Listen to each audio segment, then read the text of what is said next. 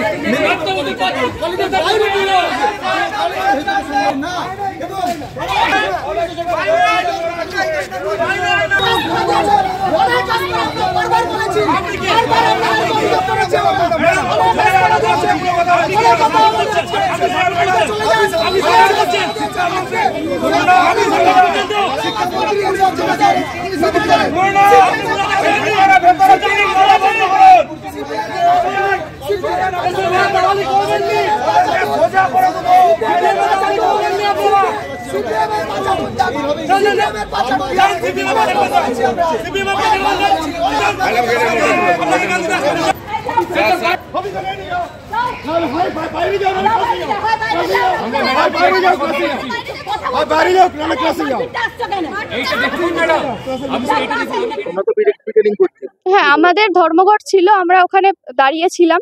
হঠাৎ করে তৃণমূলের বহিরাগত গুন্ডা বাহিনী এসে আমাদের কলেজ ক্যাম্পাসের ভেতরে আমাদের যেসব স্টুডেন্টরা ছিল তাদেরকে অসভ্যতার মধ্যে মারে। এই যে মনোদীপ সরেন দেখতে পাচ্ছেন, ছাত্র, ইংলিশ ডিপার্টমেন্টের ছাত্র মার খায়, আমাদের zoology department, botany department, math ডিপার্টমেন্টের অধিকাংশ স্টুডেন্ট আমাদের মার খায়। আমাকেও রীতিমতো মেরেছে। বাইরের তৃণমূলের গুন্ডা বাহিনী এসে মারে, এবং আমরা এটাও দেখতে পাই পুলিশ বাহিনী যারা বাইরে আছে তারা ওই তৃণমূলকে ইনসিস্ট করছে যে ওদেরকে বার করে নিয়ে, তাদের কোট আনকোট এই কথা যে ওদেরকে বার করে নিয়ে আয় আমরা ধরে নেবো। দিয়ে আমাদের একজন আমাদের সঙ্গে ছিলেন, তাদের একজন মেয়ে সুচরিতা দাস, তাকে তৃণমূল ওরকম কয়েকজন ছেলে জোরপূর্বক এই ক্যাম্পাস থেকে বার করে নিয়ে যায়। তাকে আমরা এখনো পর্যন্ত জানি না তার কি হয়েছে। আর কলেজ কর্তৃপক্ষ অবশ্যই বহিরাগত, তাদের কোনো আইডি নেই, কোনো আইডি প্রুফ নেই, তারা বাইরে আমাদেরকে রীতিমতো ভাবে মারে। আমাদের কাছে হয়তো ভিডিও আছে, সেগুলো তাদের রীতিমতো ভাবে আমাদেরকে মারে। একজনের মাথা ফেটে গেছে। এই যে আমাদের আরেকজন ছাত্রী আছেন, ছাত্র ছিল, হ্যাঁ, ওরা কেউ ছাত্রী থাকেনি, পুরো একটা ছাত্র বলা যায় না, এদেরকে একটা গুন্ডা বাহিনী এসে আমাদেরকে মারে। মানে মহিলা আপনাদের সমর্থকদের উপরে পুরুষ, শুধু মহিলা নয়, মহিলাদের উপর তো মার খেয়েছি, তার সঙ্গে পুরুষ যারা ছিল, তারা আমাদের যারা ছাত্র ছিল তাদেরকেও এসে মারে। কেন এটা হবে?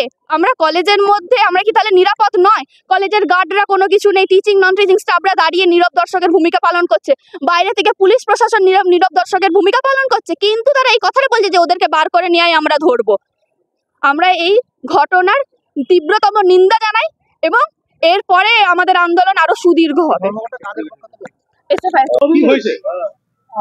আপনারা প্রত্যেকেই জানেন, গত পরশু দিন যে আমাদের শিক্ষামন্ত্রীর ওপর যাদবপুরের যে বর্বরচিত অগণতান্ত্রিক, যাদবপুরে যে গণতন্ত্র নেই, অগণতান্ত্রিক ভাবে যে আমাদের আক্রমণ হয় আমাদের শিক্ষামন্ত্রীর বিরুদ্ধে, এবং আজকে সারা ভারতে নাকি একটা এসএফআই সংগঠন যারা কখনো তাদেরকে মাঠে ঘাটে সাধারণ ছাত্রছাত্রীদের পাশে দেখা যায় না, সাধারণ ছাত্রছাত্রীদের পাশে দেখা যায় না। এবং আজকে সাধারণত উচ্চ মাধ্যমিক আমরা প্রত্যেকেই জানি, আমরা প্রত্যেক স্কুলে আমরা তৃণমূল ছাত্র পরিষদ সর্বদা সাধারণ ছাত্রছাত্রীদের পাশে আছে।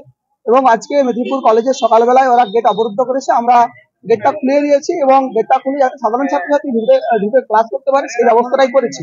এবং আমরা অভিযোগ করতে যে তুমি এবং তোমার সব বহিরাগত এই হচ্ছে আপনাদের দেখাচ্ছে, এটা হচ্ছে পতাকার ওদের ফ্ল্যাগের দান। ভাবুন, নৈরাজ্য সৃষ্টি করতে এসেছে বাংলাতে, এবং বাংলাতে যেভাবে 34 বছর শাসন করেছে তারই নিদর্শন এটা। এটা যদি পতাকার ডাং হয় আপনারাই দেখুন। বড় অভিযোগ করছে যে তোমরা সব বহিরাগতরা ক্যাম্পাসের মধ্যে ঢুকেছে। না, একদম মিথ্যে, বহিরাগত নয়, আমাদের সাধারণ ছাত্রছাত্রী, আমাদের রানিং স্টুডেন্ট। এই দেখুন দেখুন কিভাবে মেরেছে, দেখুন কিভাবে মেরেছে বলুন। আক্রমণ করেছে দেখুন। আমাদের এসএফআই এর ছেলেরা আছে, মুষ্টিমেয় যারা কোনোদিনও তাদের সাধারণ ছাত্রছাত্রীদের পাশে দেখা যায় না। এই বন ধর্মঘট হলে তাদেরকে আগে দেওয়া হয়, তারাই আজকে মাটি বের করে দিয়েছে। বহিরাগত কেউ ছিল আজকে? না, বহিরাগত কেউ থাকেনি, সবাই রানিং স্টুডেন্ট। তো একে মেরেছে পরম আমাদের এই কলেজেরই রানিং স্টুডেন্ট। আমার নাম রবীন্দ্রনাথ ঘোষ, সভাপতি মেদিনীপুর সাংগঠনিক জেলা তৃণমূল ছাত্র পরিষদ। তুমি কি এই কলেজের স্টুডেন্ট? না, আমি কলেজে না, আমি জেলা ছাত্রের সভাপতি, এখানে আমি